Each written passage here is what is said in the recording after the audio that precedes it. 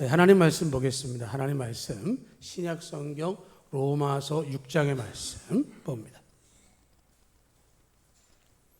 신약 성경 로마서 6장 1절에서 11절까지의 말씀을 보도록 하겠습니다. 우리 같이 한 목소리로 받들어 읽겠습니다. 그런즉 우리가 무슨 말을 하리요? 은혜를 더하게 하려고 죄에 거하겠느냐? 그럴 수 없느니라. 죄에 대하여 죽은 우리가 어찌 그 가운데 더 살리요? 무릇 그리스도 예수와 합하여 세례를 받은 우리는 그의 죽으심과 합하여 세례를 받은 줄을 알지 못하느냐? 그러므로 우리가 그의 죽으심과 합하여 세례를 받음으로 그와 함께 장사되었나니 이는 아버지의 영광으로 말미암아 그리스도를 죽은 자 가운데 살리심과 같이 우리로 또한 새 생명 가운데서 행하게 하려 함이라. 만일 우리가 그의 죽으심과 같은 모양으로 연합한 자가 되었으면 또한 그의 부활과 같은 모양으로 연합한 자도 되리라. 우리가 알거니와 우리의 옛사람이 예수와 함께 십자가에 못 박힌 것은 죄의 몸이 죽어 다시는 우리가 죄에게 종노릇하지 아니하려 함이니 이는 죽은 자가 죄에서 벗어나 의롭다 하심을 얻었음이라. 만일 우리가 그리스도와 함께 죽었으면 또한 그와 함께 살 줄을 믿노니 이는 그리스도께서 죽은 자 가운데서 살아나셨음에 다시 죽지 아니하시고 사망이 다시 그를 주장하지 못할 줄을 알미로라. 그가 죽으심은 죄에 대하여 단번에 죽으심이요 그가 살아계심은 하나님께 대하여 살아계심이니 이와 같이 너희도 너희 자신을 죄에 대하여는 죽은 자요 그리스도 예수 안에서 하나님께 대하여는 살아있는 자로 여길지어다. 아멘. 지난 주 중에 정기검진 때문에 병원을 갔는데요. 누가 반갑게 인사를 했습니다. 근데 저는 기억이 없어요. 누굴까? 그래서 가는데 같이 온 사람을 봤더니 스님하고 같이 왔어요. 근데 저를 반갑게 인사를 해요. 누군지 아직도 모르겠습니다. 저한테 요즘 반갑게 인사하는 사람들이 가끔 보이거든요. 누군지를 모르겠어요. 옛날엔 다 알았었는데 이런 생각 들고 지난번 말씀드렸나 모르겠는데 지난 총회를 갔을 때도 그 옆에 지방에 장로님이 오셔가지고 너무 반갑다고 인사를 하는데 저는 모르겠어요. 지금도 모르겠어요. 그런 일들을 생각하면서 야 이거 알아야 되는데 하는 생각도 들기도 하고 또 그분이 혹시 착각했겠다 하는 생각을 듣기도 하는데 이런 생각을 하면서 오늘 말씀을 또 생각하면서 우리가 산다, 죽는다, 안다, 모른다 여러 가지 얘기를 할 수 있겠는데 오늘 사도 바울은 우리를 향해서 죄에 대해서라고 어떻게 반응할까를 이야기를 시작합니다. 오늘 1절 말씀을 보면 2절이죠. 2절. 그럴 수 없느니라. 죄에 대하여 죽은 우리가 어찌 그 가운데 더 살리요. 이렇게 이야기를 합니다. 그러니까 오늘 본문에 죄에 대하여는 뭐가 빠진 거죠 지금? 죄에 대하여 뒤에 뭐가 빠진 걸까요? 죽은 우리. 그렇죠? 죄에 대해서 죽은 사람에 관한 얘기를 오늘 하려고 합니다. 근데 예수 믿는 사람들은 죄에 대해서 죽었다라고 말하지만 막상 겪어보면 죄에 대해서 죽었다 하는 말이 조금은 애매합니다. 죽었으면 욕을 하든지 칭찬을 하든지 무슨 말을 해도 반응이 없어야 됩니다. 어떤 유혹에도 넘어가면 안 되는 거죠. 그런데 죄에 대해서 죽었다라고 말함에도 불구하고 죄의 유혹에 넘어가기도 하고 그렇기 때문에 오히려 죄에 대해서 죽었다기보다는 죄와 함께하는 건 아닐까 그런 생각을 하는 거죠. 초대 교부였던 성 어거스틴이 죄와 인간의 관계를 아담과 하와를 비유하면서 이렇게 얘기를 했습니다. 첫 단계는 뭐냐? 아담과 하와처럼 죄를 짓지 않는 단계. 이게 뭐냐면 하나님의 형상대로 창조되었을 때 그 두 사람이 선악과 우리가 선악과라고 말하는 그 열매를 따먹지 않았을 때의 상태를 이야기하는 겁니다. 그래서 죄는 없지만 죄를 지을 수 있는 상태. 아담과 하와가 그때 그걸 따먹으면서 죄를 짓게 되었고요. 두 번째 단계는 뭐냐? 그렇기 때문에 아담의 후손으로 태어난 사람들은 죄를 짓지 않을 수 없다. 이걸 우리는 원죄라고 말을 합니다. 죄의 경향성, 죄를 지을 수 있는 성향이 훨씬 더 커졌다라고 말할 수 있는 거죠. 그러니까 모두가 다 죄를 짓고 죄 가운데 살아갑니다. 굳이 가르치지 않아도 죄를 짓고 사는 것이고요. 세 번째 단계는 뭐냐? 예수님과 함께 죄에 대해서 죽은 자가 되는 단계. 예수님께서 우리를 위해서 십자가 달려 죽으심을 통해서 죄값을 치르셨기 때문에 이제 죄에서 자유하게 되었다라고 하는 것이죠. 죄의 권세와 죄의 지배로부터 자유해서 이제는 죄를 짓지 않을 수 있는 상태가 됐다. 그걸 우리는 성결이다, 성화다라고 얘기를 합니다. 그래서 그 수준에 맞게 죄를 더 이상 짓지 않기에 힘쓰고 애쓰는 단계를 얘기하고요. 마지막 네 번째 단계가 뭐냐? 하나님께서 구원하셔서 하나님 나라에 들어가는 영화의 단계, 영적의 상태로 들어가는 것을 이야기하셔서 더 이상은 죄를 질 수 없는 상태를 말한다라고 어거스틴이 얘기했습니다. 그러니까 죄를 지을 수 없는 상태로 태어나서 죄를 지을 수 없는 상태가 되기까지 과정이 있는데 첫 단계는 안 되고 네 번째 단계는 아직 우리가 하나님 나라에 들어가지 않았으니까 되지 않고 지금 상태는 뭐냐? 2번과 3번을 왔다 갔다 하면서 지나고 있다. 그런데 우리는 어디에 더 많이 기울어져 있느냐? 세 번째 단계에 훨씬 더 많이 기울어져 있다라고 하는 겁니다. 그러니까 죄에 대해서 죽었다라고 말하지만 죄를 완전히 짓지 않는다 하는 말은 아닌 것이죠. 죄의 유혹이 사라진 것도 아닙니다. 견물생심이 뭡니까? 뭔가 보이면 갖고 싶은 거죠. 견물생심입니다. 그러니까 사람들이 그걸 하고 싶어서가 아니라 봤더니 보암직도 하고 먹음직스럽기도 하고 지혜롭게 할 만큼 탐스러웠던 아담과 하와가 그 열매를 보던 시선처럼 사람들 가운데 그렇게 있다라고 하는 겁니다. 다만 죄를 짓는 것에 대해서 좋아하지 않는다. 하나님께 속해 있기 때문에 죄의 지배로부터는 벗어난 사람을 이야기하는 것이죠. 오래도록 노예 생활을 하게 되어지면 그게 몸에 익습니다. 반대로 주인은 노예를 부리다 보면 그 노예는 당연히 노예로 일을 하면서 살아야 된다고 생각을 하는 겁니다.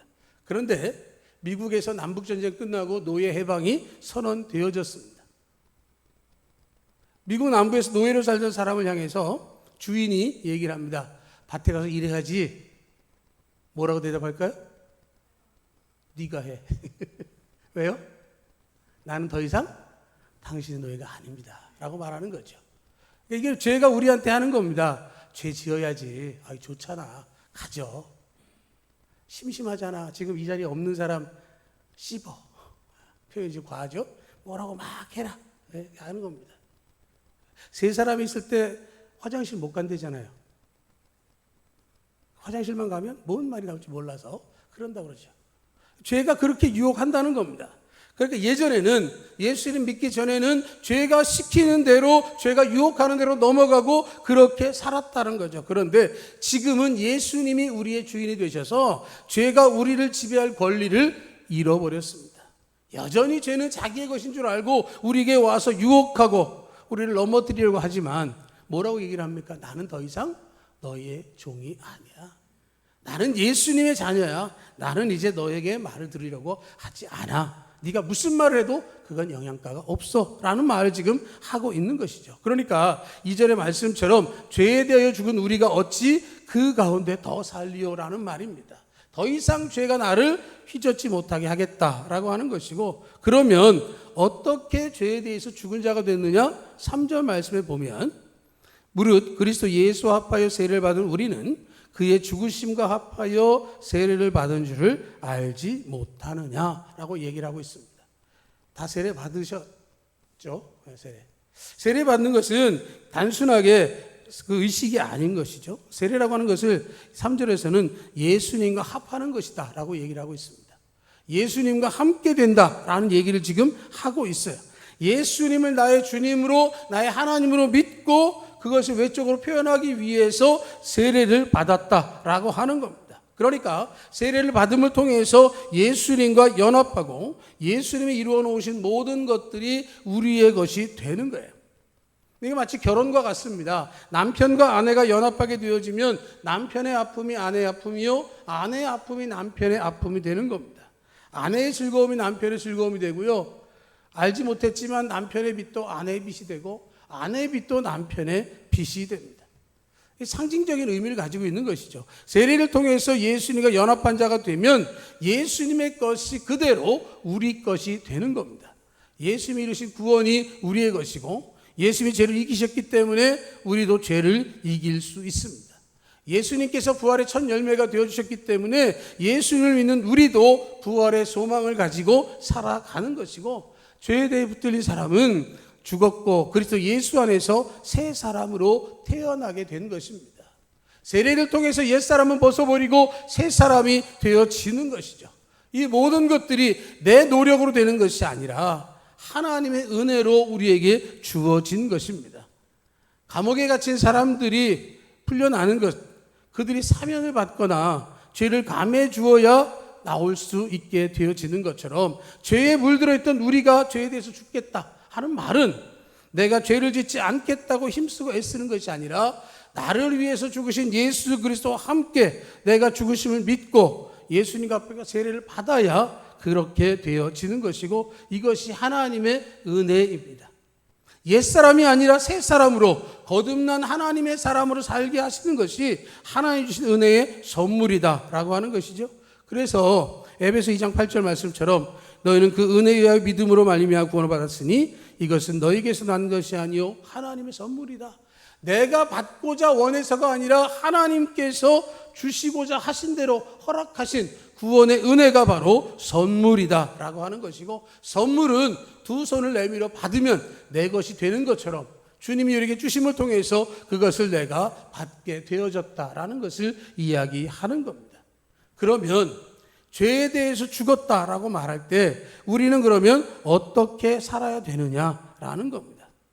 더 이상 죄에 거하는 삶을 살면 안 된다라는 것이죠. 2절 말씀에 있는 것처럼 그럴 수 없느니라. 죄에 대해 죽은 우리가 어찌 그 가운데 더 살리요. 누가복음 15장에 탕자의 비유가 나옵니다. 탕자가 뭐 했습니까? 아버지, 저한테 줄 유산 땡겨주십시오. 땡겨줬더니 어떻게 했습니까? 먼 나라로 가서 허랑방탕하고 다 쓰고, 그리고 먹을 것이 없어서 돼지밥을 나눠 먹으려고 하다가 아버지 집을 떠올리고 아버지의 집으로 돌아왔습니다.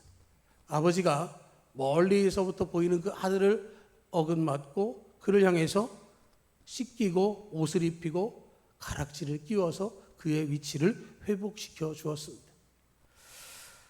그런 은혜를 이 탕자가 체험했습니다. 그러면 그 은혜를 체험하고 싶어서 또 나가야 될까요? 아버지가 그때 하시긴 했는데 한 번 더 나갔다 와볼까? 그럼 우리 뭐라고 얘기해야 됩니까? 그런 아들을. 탕자를 곱빼기로 하면 탕탕자가 될까요? 아무튼 할 수 없는 일을 이야기하는 거죠. 두 번, 세 번에 걸쳐서 반복적으로 그렇게 할 수 없다. 사도 바울이 말하는 게 바로 그런 거죠. 그럴 수 없느니라. 죄 가운데 거하면 안 된다. 그 가운데 더 살아서는 안 된다라는 얘기를 하고 있는 거죠. 그러니까 용서받은 후에는 다시는 그렇게 살아서는 안 되기 때문에 6절의 말씀을 보면 우리가 알거니와 우리의 옛사람이 예수와 함께 십자가에 못 박힌 것은 죄의 몸이 죽어 다시는 우리가 죄에게 종노릇하지 아니하려 합니다. 다시는 죄에게 종노릇하지 않기 위해서 우리는 다시는 그런 일을 해서는 안 된다라는 얘기를 하고 있는 것이죠. 예수님을 알지 못할 때는 그럴 수 있었지만 이제 예수님을 알게 된 우리는 새 생명 가운데서 살아야 된다라는 얘기를 지금 하고 있는 것이고요. 죄에 대해서 죽은 우리가 어떻게 살까? 두 번째는 새 생명 가운데 살아야 된다라고 하는 것이죠. 4절 하반절을 보면 이렇게 되어 있습니다. 우리도 또한 새 생명 가운데서 행하게 하려 함이라. 새 생명 가운데. 옛사람은 죽었고 새 생명을 얻었기 때문에 우리가 옛사람의 모습이 아니라 새 생명을 얻은 새 사람으로 살아야 된다라는 말을 하는 것이죠. 사도 바울이 죽어도 주를 위하여 죽고 살아도 주를 위하여 산다라고 말할 때 이 모든 것은 내가 옛사람으로 있었던 것들은 죽는 거다. 그 주님이 은혜를 베풀어 주셔서 난 죽었고 이제 새로운 생명을 주셨으니까 주님을 위해서 내가 살아가야 되겠다. 주님이 기뻐하신 일을 하면서 살아야 되겠다라는 얘기를 하게 되어지는 것이죠. 내 삶의 방향이 바뀌는 겁니다. 내 가치가 달라지는 거예요. 주님을 기쁘시게 하는 삶을 사는 겁니다. 전에도 말씀드렸던 예화입니다. 잔치날을 앞둔 집에 있는 가축들이 모여서 회의를 합니다. 누가 상에 올라갈 거냐? 잔치상에 올라갈 거냐? 소가 얘기합니다. 여러분도 알지만 나는 봄, 가을로 바쁜 사람입니다. 바쁜 소입니다. 장날에 수레도 끌어야 되기 때문에 나는 잔치상에 올라가면 안 됩니다. 다들 고개를 끄덕였습니다. 그때 두 번째로 닭이 얘기를 합니다. 수탉이 우리 부부는 살아야 됩니다. 왜요? 나는 새벽같이 주인을 깨워야 되고요. 우리 와이프는 알을 낳아야 됩니다. 다들 고개를 끄덕였습니다. 세 번째로 개가 이야기를 합니다. 내가 얘기한다고 개소리라고 듣지 마십시오. 내가 주인을 지켜야 됩니다. 도둑이 오는 건 내가 소리 짖어서 막아야 됩니다. 가축들이 자기는 살아야 된다라고 얘기하는데 한 마리만 고개를 숙이고 있었습니다. 누굴까요? 돼지였습니다. 돼지는 아무 말 못하고 구석에서 내 차례인가 보다 그러고 있었다는 얘기. 새 생명을 얻고 주님을 위해서 주님을 기쁘시게 하는 삶을 사는 것은 어쩌면 나의 삶의 방식에서 통해서 원하시는 것을 이루어야 하는 것이라고 생각을 합니다.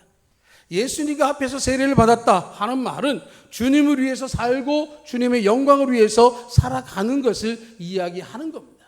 죄에 대해서 죽었다라고 하면 새로운 생명을 얻었기 때문에 주님을 위해서 살아갈 때 주님께서 우리를 책임져 주시는 것이고요. 세 번째로 죄에 대해서 죽은 우리는 이 사실을 확실하게 여기면서 살아야 된다라는 겁니다. 11절을 보면 이와 같이 너희도 너희 자신을 죄에 대하여는 죽은 자요 그래서 예수 안에서 하나님께 대하여는 살아있는 자로 여길지어다 라고 이야기를 합니다. 여기서 말하는 여길지어다는 우리가 보통 이야기하는 그럴지도 몰라가 아니라 여길지어다는 뭐냐면 그렇다라고 생각하라는 겁니다. 그러니까 추측으로 이루어지는 게 아니라 확신을 가지고 이야기를 하는 거예요.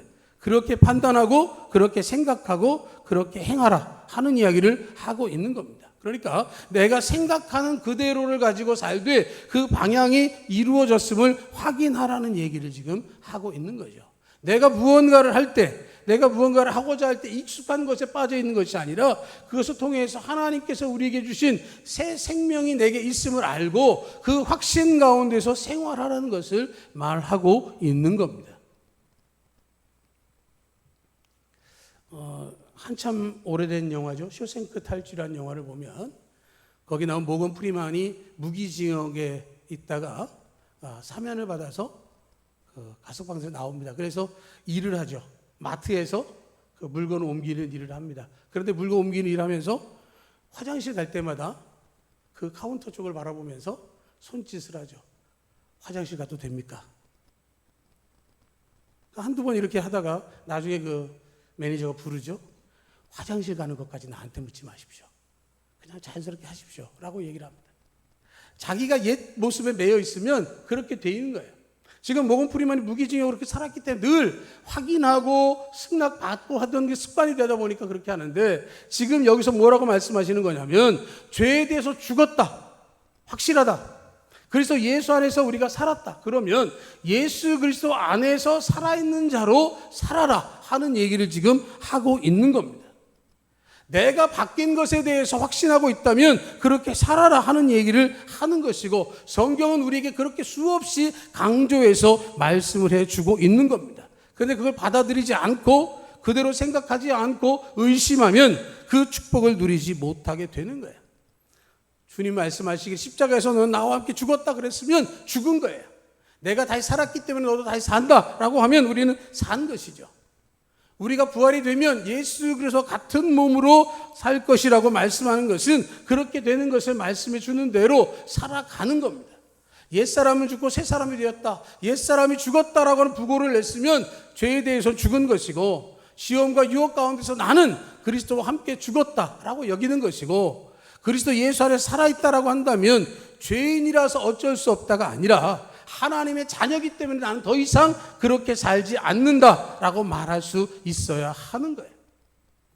하나님의 자녀가 되었음에도 불구하고 여전히 죄는 우리를 유혹하고 넘어뜨리려고 하고 있습니다. 물론 그렇게 하면서도 실패하기도 하고 죄의 유혹에 넘어갈 때도 있습니다. 분명한 것은 그럼에도 불구하고 하나님은 우리를 사랑하시고 우리를 하나님의 자녀라고 말씀해 주시는 것입니다. 그렇기 때문에 우리가 회개하고 돌이키는 것이고 그 말씀을 그렇게 여기고 생각하고 그렇게 살아가야 하는 것이죠. 우리는 죄에 대해서 죽었습니다. 더 이상 죄의 종이 아닙니다. 우리는 그리스도와 함께 연합되어져서 주님의 자녀가 되었고요.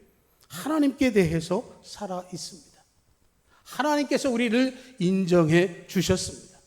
예수께서 보혈에 힘입어 우리를 의롭다고 인정해 주셔서 그리스도와 함께 새 생명을 얻게 하셨습니다. 죄에 대해서 죽은 자로 하나님 앞에서 살아있는 자로 하나님의 은혜 가운데 믿음으로 살고 주님의 은혜를 누릴 수 있는 주님의 사람으로 살아가는 모두가 되기를 주의 이름으로 축복합니다. 아멘.